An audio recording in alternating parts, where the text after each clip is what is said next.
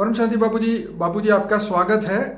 आज जो मेरा क्वेश्चन है, आपके जीवन का लक्ष्य क्या है? वैसे तो आपका एक हमने 2 साल पहले एक वीडियो बनाया था आपके जीवन की बायोग्राफी के ऊपर। उसमें अंदर आपके पूरे जीवन की स्टोरी थी। ये वीडियो बनाने का कारण ये है फिर से लोगों को कि आज समय के हिसाब से थोड़ा सा नया अपडेट दे और बापूजी आपके जीवन के लक्ष्य को हम शॉर्टकट में दुनिया तक पहुंचाए। आप बताइए बापूजी। देखो, पहले बता दूं कि मैं I am the son of the poor farmer. गरीब परिवार में, किसान परिवार में जन्म हुआ।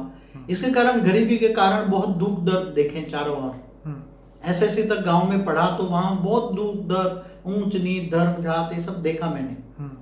फिर बाद में मैं हमेशा ही सोचता रहा कि ये सब दुख दर्दों का कारण क्या है। मैं मतलब अंत में था मेरे को कि मैं बड़ा हो जाऊंगा, पढ़ूंगा, लिखूंगा, अपनी घर की जिम्मेदारियां पूरी करूंगा, फिर अंत में हिमालय में चला जाऊंगा, तपस्या करूंगा और ऊपर वाले की चोटी पकड़ूंगा, ऊपर वाले की चोटी पकड़ूंगा और चोटी पकड़ के पूछूंगा कि क्या तू दुनिया अच्छी नहीं बना सकता।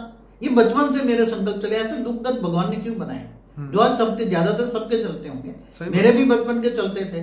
तो मेरा तो ये जीवन का लक्ष्य था कि ऊपर वाले की चोटी पकड़ के पूछना, क्या तू अच्छी दुनिया नहीं बना सकता, ये मृत्यु लोग की बजाय अमर लोग नहीं बना सकता। सही। तो मगर क्या है कि मैं हमेशा ये दुख दर्द का बहुत अनुभव किया, गहरा अनुभव किया। गरीबी बहुत थी। फिर कॉलेज में आया, फिर इंटर सीए का 4 ग्रुप का पेपर पास किया, लॉ किया, इनकम टैक्स लॉयर बना, इनकम टैक्स के रेड केस करता था।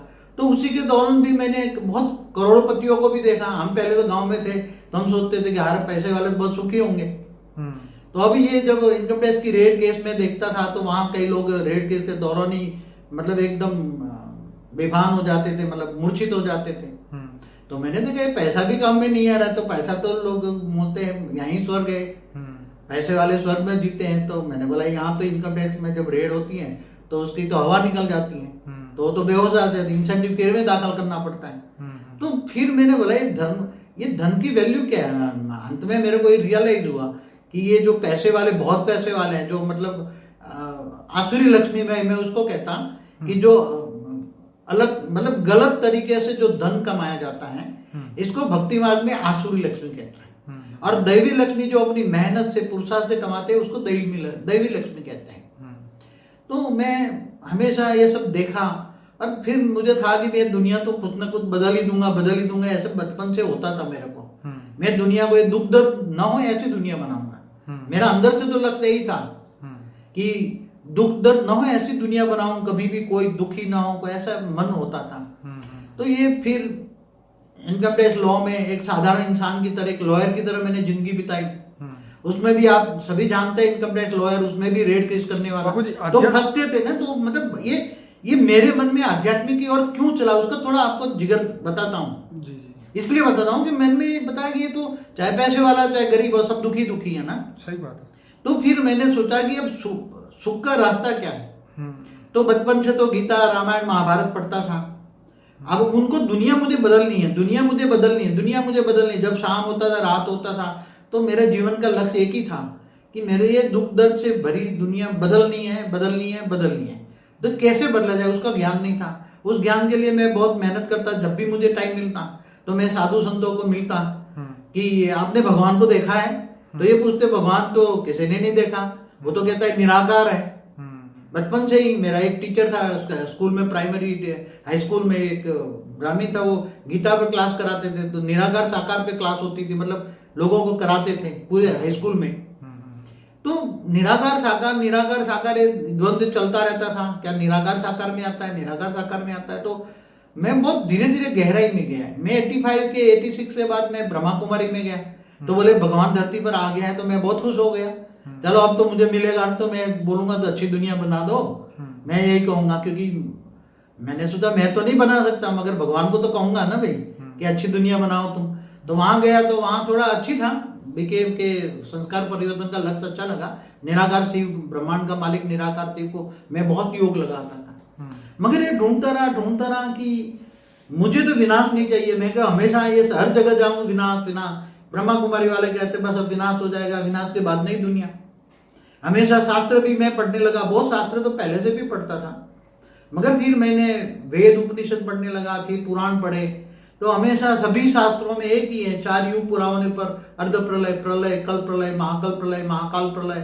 तो मैं होता था ये प्रलय प्रलय प्रलय प्रलय प्रलय, बस सतयुग, त्रेता, द्वापर, कलयुग, फिर प्रलय। तो ये सब प्रलय को परिवर्तन मतलब नहीं हो सकता। तो मैं बहुत 97 में फिर मैंने चैनपुर अहमदाबाद के अंदर आश्रम बनाया कि इन पर जो बड़े बड़े हाई क्वालिटी आत्माएं ज्ञान का मैं देता था, तो उसमें बहुत मंथन करता था। मगर वो सबसे पहले तो विनाश का लक्ष्य तो मेरे से दूर हटा ही नहीं, विनाश विनाश विनाश, क्योंकि मन में भरा था।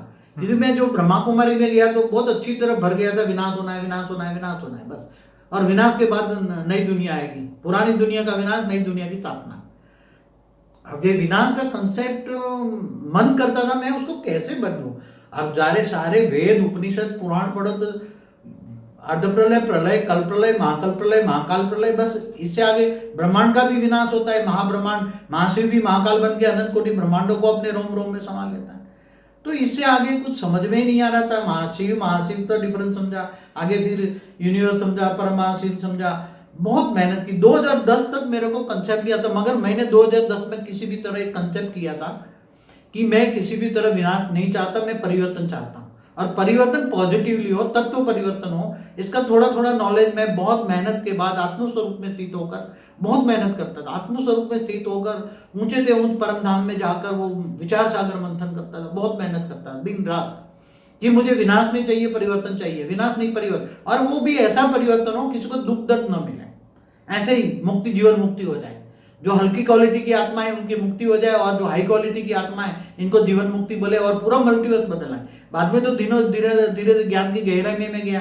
पहले तो यूनिवर्स तक का ज्ञान था, बाद में। मगर मैं जब 97 में आश्रम में ज्ञान देता था लोगों को, तो लोग मेरी हंसी मजाक उड़ाते थे कि तू तो ये फालतू ऐसे ही ऊपर का हवाई ज्ञान देता है। मुझे कहते थे तू हवाई ज्ञान, ऊपर के लोगों का ज्ञान देता था ना, ब्रह्मांड के ऊपर के लोगों का, मतलब बहुत ऊपर का लोगों का, यूनिवर्स का अंदर कई। मैं उसी टाइम तो डर के बारे 10,000 गैलेक्सी ही बोलता था। बिल्कुल, बहुत कम। मैंने मतलब थोड़ा सोचो तो सब मेरे पास बहुत आए, बहुत भाग गए तो बोले ये तो हवाई ज्ञान है, हवाई ज्ञान है। बाबू जी, साइंस से डेवलप नहीं हुआ था उस समय, किसी को पता ही नहीं कि गैलेक्सी से बाहर की दुनिया है। लोगों को पृथ्वी के बाहर की जीवन नहीं पता, एक्स्ट्रा टेरेस्ट्रियल और यूएफओ को तो कोई जानता भी नहीं था उस समय में। मगर जब मैं आत्मस्वरूप में स्थित हो जाए तो मुझे ऊपर की दुनिया दिखती थी। मैं जब आत्मस्वरूप में एकदम स्थित हो जाऊं तो मुझे ऊपर की दुनिया दिखती थी, ऊपर के लोग। मगर उसको समझने के, क्योंकि ऊपर का ज्ञान, यहाँ का ऊपर कुछ भी नहीं है और वहां का यहाँ कुछ नहीं है। वहां परम तत्वों की दुनिया, परम लाइट की दुनिया है। और वहां तो वो जो दूसरे मल्टीवर्स मैंने देखे थे वो तो कभी भी नाश नहीं हुए। जब से भी सर्जन हुए हैं, बेहिसाब समय से सर्जन हुए हैं, तब से कभी उसका विनाश ही नहीं हुआ कभी। मतलब वहां पर महाकाल प्रलय होता ही नहीं है ना, अर्ध प्रलय, प्रलय, ये प्रलय शब्द ही नहीं है वहां, तो समय नहीं है। मैंने एक वीडियो बनाई है, टाइमलेस वर्ल्ड, वीडियो बनाई है टाइमलेस वर्ल्ड। उसमें अलग अलग, मतलब वहां परम तत्वों की दुनिया इतनी फर्स्ट क्लास दुनिया है। इससे ऊपर 100 कला से ऊपर 200 कला, 300 कला, 1000 कला के ब्रह्मांड, 2000 कला के ब्रह्मांड ऊपर मैंने दिया हुआ है। तो आप देखिए, सुनिए। तो बहुत मैं, मगर बीच में ये ऑफिस का कार्य के कारण मेरा कार्य बहुत कम होता था, क्योंकि ऑफिस के कार्य में बहुत बड़ा मेहनत होती थी, ऑफिस में बहुत स्ट्रगलिंग होता था और बहुत बड़ा हार्ड कार्य था।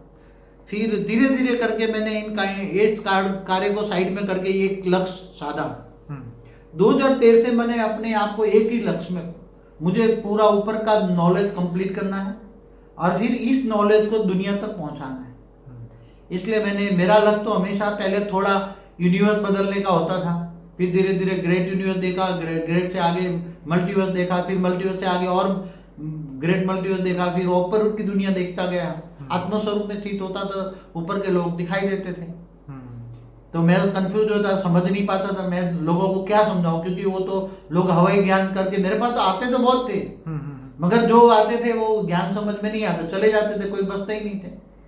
और बाबूजी, उस समय कारण ये भी था कि साइंस टेक्नोलॉजी नहीं बढ़ी थी। जैसे एंशिएंट एलियन जैसे टीवी में जो चीज़ें बताई कि इतने प्रूफ मिले हैं कि यूएफओस आते थे, एलियंस आते थे इस धरती लोग को, मतलब धरती में से इतने प्रूफ मिले हैं कि पहले तो यही माना जाता है कि भाई धरती 5000 साल पुरानी है। लेकिन जैसे जैसे प्रूफ मिलते गए और एज की, मतलब स्टोन की एज निकाली गई और इतने सारे साइंस ने डेवलप किया, तब पता चला कि वो करोड़ों साल पुरानी है पृथ्वी पृथ्वी और यहाँ तो लाखों साल से जीवन है, करोड़ों साल से जीवन है, ये प्रूफ होने लगा साइंस के माध्यम से। और धीरे धीरे धीरे लोगों की बुद्धि खुलने लगी और साइंस के माध्यम से जो है पता चलने लगा कि यूनिवर्स इतना बड़ा है। और यूएफओ के बारे में पता चला कि 6000 यूएफओ हर साल अमेरिका में आते हैं, और ऐसी बहुत सारी बातें जो दुनिया ढूंढ रही है वो आपने ज्ञान देना शुरू किया, तो लोग आपको सुनने लगे, पसंद करने लगे आपकी बातें और आपको फॉलो करने लगे। अभी तो बहुत कम फिर भी सुनते हैं, क्योंकि ये भक्ति मार्ग और ज्ञान मार्ग में जमीन आसमान का अंदर है ना। नहीं बाबूजी, जो इंटेलिजेंट लेवल की आत्मा, मतलब हाई क्वालिटी, जो बेहद, जिनको बेहद की आत्मा कहते जी हैं, जी जी, तो बेहद की आत्मा ही हमारा ज्ञान सुनेगी। आम आत्माओं के लिए हमारा कोई कनेक्शन नहीं है, और जो बेहद की आत्माएं मिलेगी। और वैसे भी जो रोटी कपड़ा मकान में फंसी हुई आत्मा है, उसके पास टाइम ही कहाँ है कि वो ऊपर की दुनिया के बारे में या अपने बारे में भी जाने कि मैं कौन हूँ, मेरा सोर्स क्या है और मैं कहाँ जाने वाला हूँ। जी। तो मेरा जीवन का लक्ष्य तो धीरे धीरे फिर व्याप बढ़ता गया उसका।